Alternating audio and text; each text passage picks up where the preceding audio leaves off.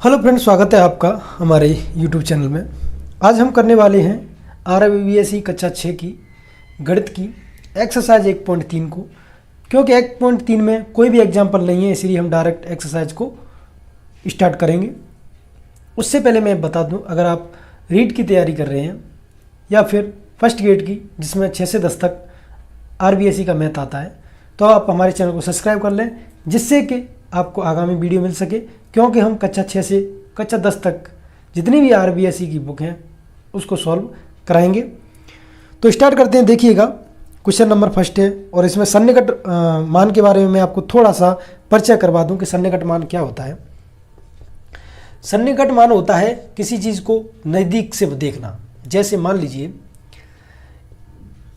कोई संख्या है, ठीक है, यहाँ पे मान लीजिए मैं 10 मान लूँ, यहाँ पे 20 मान लूँ और यहाँ पे 30 मान लूँ। अगर मैं आपको कोई संख्या बता दूँ कि 29 है, वो इन सभी में किसके सन्निकट है, तो आपको पता होगा कि 29 है वो 30 के सन्निकट है, क्योंकि वो 30 के नज़दीक है। इसलिए अगर 29 का सन्निकट मान पूछा जाए दहाई में तो वो 30 होगा। इसी प्रकार से अगर 19 के सन्निकट बात की जाए तो वो 20 है, और 9 के सन्निकट बात की जाए तो वो 10 है, या फिर 8 के सन्निकट बात की जाए तो वो 10 है। इसी प्रकार यानी आपको इतना याद रखना है, किसी भी संख्या के सन्निकट मान ज्ञात करने के लिए आपको उससे रिलेटेड कोई भी संख्या है उसमें जीरो है उसके पास तक आपको जाना है। जैसे मान लीजिए आप 470 की बात करें, अगर 470 में आप सैकड़ा की बात करें कि आपको 470 में सैकड़े तक का सन्निकट मान देखना है, तो आपको पता है ये 470 है वो 500 के नज़दीक है। इसलिए अगर सैकड़े की बात की जाए, इकाई दहाई सैकड़ा, मतलब आपको यहाँ चेंजमेंट करना है, तो ये 500 के नज़दीक मानी जाएगी। ठीक है, चलते हैं क्वेश्चन करेंगे जिससे कि आपको बिल्कुल कॉन्सेप्ट क्लियर हो जाए। तो पहला क्वेश्चन है, देखिएगा, निम्नलिखित संख्याओं में प्रत्येक संख्या का सैकड़े तथा सन्निकट करके हर का सन्निकट मान बताइए। देखिएगा, पहला ही क्वेश्चन है, आपको 247 है, ठीक है, और 691 दिया गया है। अब आपको बताना है कि प्रत्येक संख्या का सैकड़े तक सन्निकट मान देखना है। तो ये देखिए, सैकड़े तक यानी इकाई दहाई सैकड़ा, यानी आपको यहाँ चेंजमेंट करना है और इसमें भी आपको यहाँ चेंजमेंट करना है। देखिए 247 है, 247 है वो 200 के सन्निकट है, ठीक है।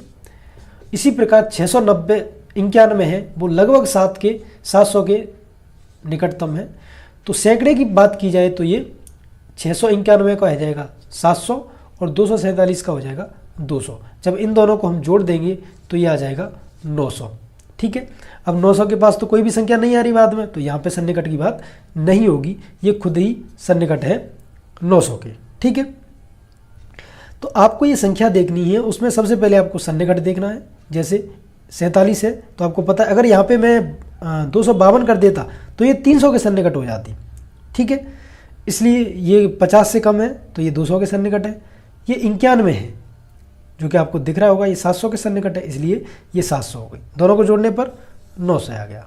चलते हैं अगले क्वेश्चन की तरफ। क्वेश्चन नंबर सेकंड है, देखिए 4316 प्लस करना है आपको 1567, वही सैकड़े तक देखना है। तो इकाई दहाई सैकड़ा आपको यहाँ पे चेंजमेंट करना है। अब देखिए 316 है तो ये 300 के नज़दीक है, ठीक है, 300 के नज़दीक है। आपको इतना देखना है, सिर्फ जो 16 है वो 300 के नज़दीक है, तो यहाँ पे आ जाएगा 4300 प्लस, इसमें चेंजमेंट करना है क्योंकि इकाई दहाई सैकड़ा, ये सैकड़े पे ही आ रहा है। अब ये 67 है, 67 का मतलब आपको सिर्फ इसको देखना है। तो 567 में बात करें तो 67 है वो 50 से अधिक है, 50 से अधिक है, इसका मतलब ये 567 है वो 600 के नज़दीक है।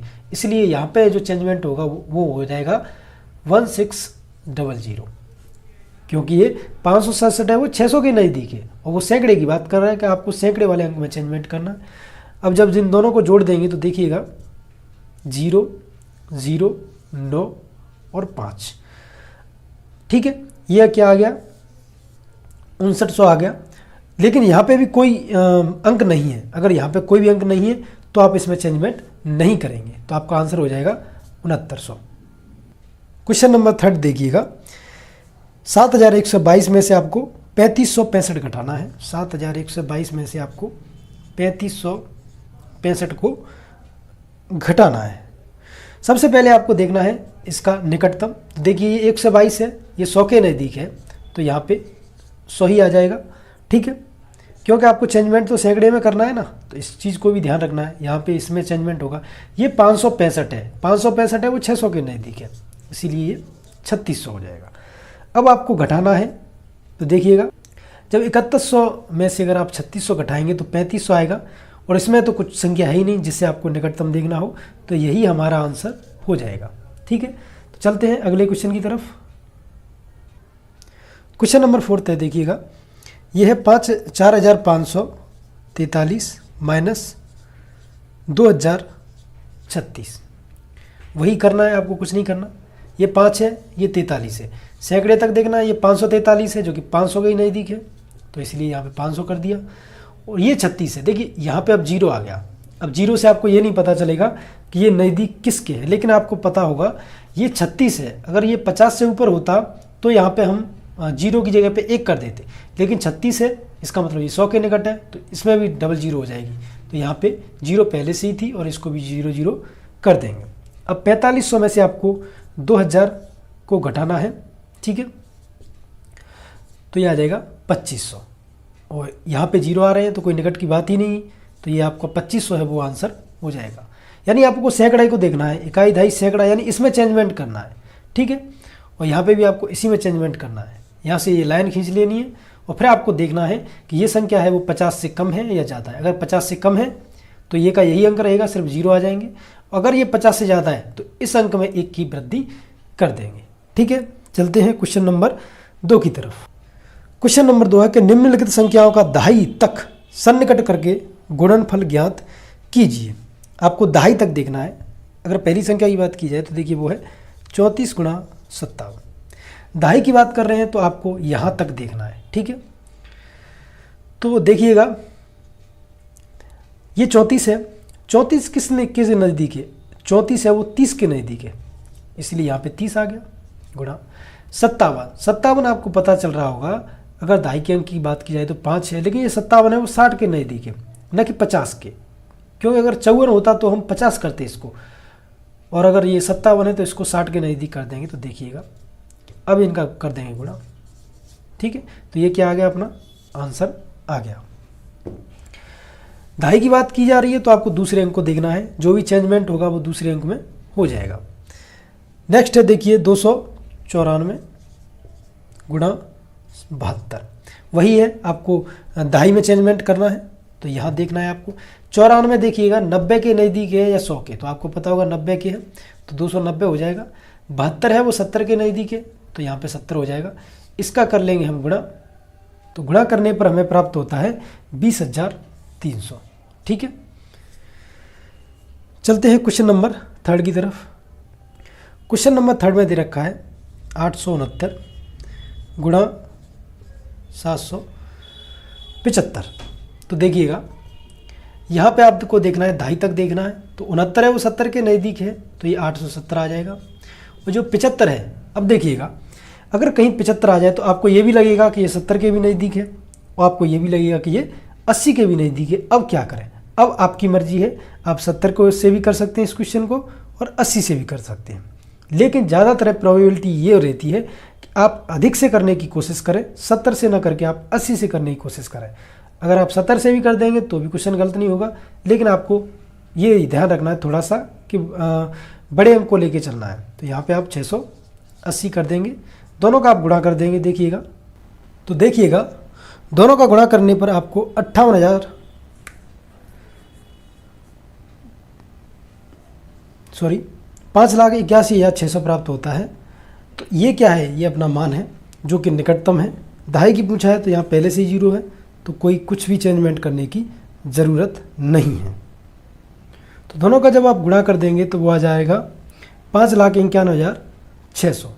तो याद रखिएगा 5,91,600, कोई बड़ी बात नहीं है। यहाँ पे आपको पता चलेगा 2 0 हैं, तो दहाई में कोई भी चेंजमेंट नहीं करना है।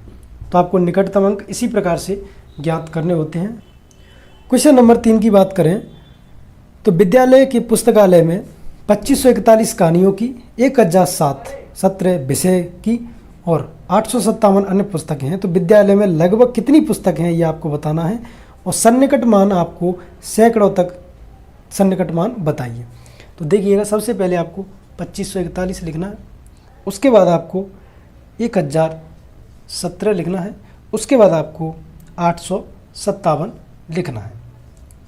तो देखिएगा 857 लिखने पर देखिएगा यहाँ पे सैकड़े की बात हो रही है, तो इकाई, दहाई, सैकड़ा आपको इसमें चेंजमेंट करना है, क्योंकि आपको पता है ये 541 है तो 500 के नज़दीक है, इसीलिए ये 2500 ही हो जाएगा।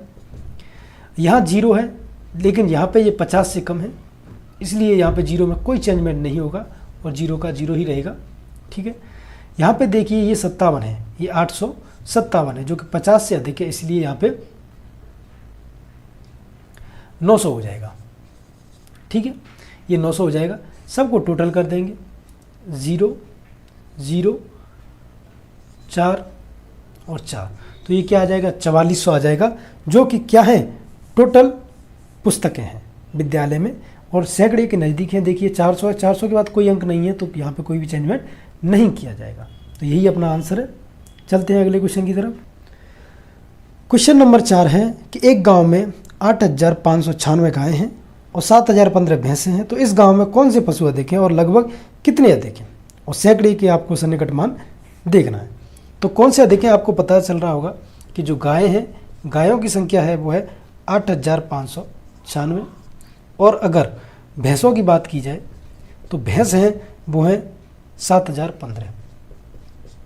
सन्निकट मान किसके देखना है, सैकड़े, यानी इकाई, दहाई, सैकड़ा। कोई भी चेंजमेंट करना है तो आपको यहाँ चेंजमेंट करना है। ये 596 है तो आपको पता है 600 के नज़दीक है। ठीक है, ये 0 है और ये 15 है, 15 है वो 100 के नज़दीक है, तो ये फिर इसमें कोई चेंजमेंट नहीं करेंगे, तो इसको 7000 कर देंगे। ठीक है, क्योंकि 15 को उठाना पड़ेगा हमें। आपको पता है गाय अधिक हैं, भैंसें कम हैं। जब गायों में से आप भैंसें घटा देंगे तो यहाँ पे आ जाएगा 1600, यानी जो गायें हैं वो 1600 अधिक हैं भैंसों से। सन्निकट मान के रूप में ये 1600 हमारा आंसर हो जाएगा। ठीक है, तो कोई बड़ी बात नहीं है, सिर्फ आपको सन्निकट मान ही ज्ञात करने हैं। क्वेश्चन नंबर 5 की तरफ चलें तो एक कार 1 लीटर पेट्रोल में 15 किलोमीटर की दूरी तय करती है, तो 100 किलोमीटर जाने में लगभग कितना पेट्रोल चाहिए, सैकड़े तक सन्निकट मान ज्ञात करना है। देखिएगा 1 लीटर में जा रही है वो 15 किलोमीटर, तो आपको ज्ञात करना है कि वो 100 किलोमीटर जाने में कितना पेट्रोल चाहिए। देखिएगा 1 लीटर में चल रही है 15 किलोमीटर, लेकिन उसको जाना है 100 किलोमीटर, तो कितने लीटर की ज़रूरत पड़ेगी, इसमें हम भाग दे देंगे 15 किलोमीटर का। 15 किलोमीटर का जब इसमें भाग देंगे तो देखिएगा ये पॉइंटों में आएगा। देखिएगा भाग देने पर ये आ रहा है, 15 का जब इसमें भाग देंगे तो ये 6.66 आ रहा है। अब वो कह रहा है कि आप सैकड़े तक सन्निकट मान लेना है आपको, तो आपको देखिएगा यहाँ तक सन्निकट मान देखना है, लेकिन थोड़ा सा दिमाग लगाना है आपको। ये लगाना है कि ये 66 है वो किसके नज़दीक है, वो आगे की संख्या के नज़दीक है, यानी 50 से अधिक है, इसलिए इस 6 को हम 7 कर देंगे, तो लगभग 7 लीटर पेट्रोल की ज़रूरत पड़ेगी। क्योंकि ये 6 से ज़्यादा है थोड़ा, तो 6 से ज़्यादा है, इसका मतलब ये इसको 7 लीटर हम कर देंगे। तो कितनी ज़रूरत पड़ेगी, 7 लीटर पेट्रोल की ज़रूरत पड़ेगी उसको 100 किलोमीटर जाने के लिए। तो यहाँ पे हमारी जो एक्सरसाइज है वो 1.3 है वो पूरी होती है। अब चलते हैं, हमने क्या सीखा है इसको भी पढ़ लेते हैं, क्योंकि ये वो शब्द होते हैं जो कि एग्ज़ाम में सीधे सीधे पूछे जा सकते हैं।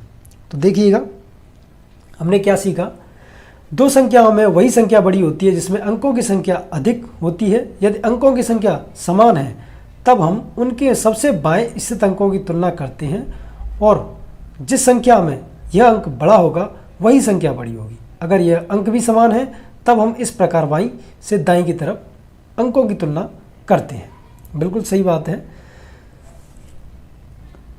देखिए 2 नंबर को देखिए कि अंकों से संख्या बनाते समय सबसे बड़ी संख्या के लिए बाएं से बड़े से छोटे एवं सबसे छोटी संख्या के लिए अंक बाएं से छोटे से बड़े के क्रम में चलते हैं। बिल्कुल सही बात है, मैंने आपको समझाया भी था स्टार्टिंग में। अब देखिएगा 3 नंबर बिंदु की तरफ चलते हैं कि 4 अंकों की सबसे बड़ी संख्या वो तो है 9999 एवं 5 अंकों की सबसे छोटी संख्या है वो है 10,000। बिंदु 4 की तरफ चलेंगे, संख्याओं को लिखना तथा पढ़ने में अल्प विरामों का प्रयोग सहायता करता है।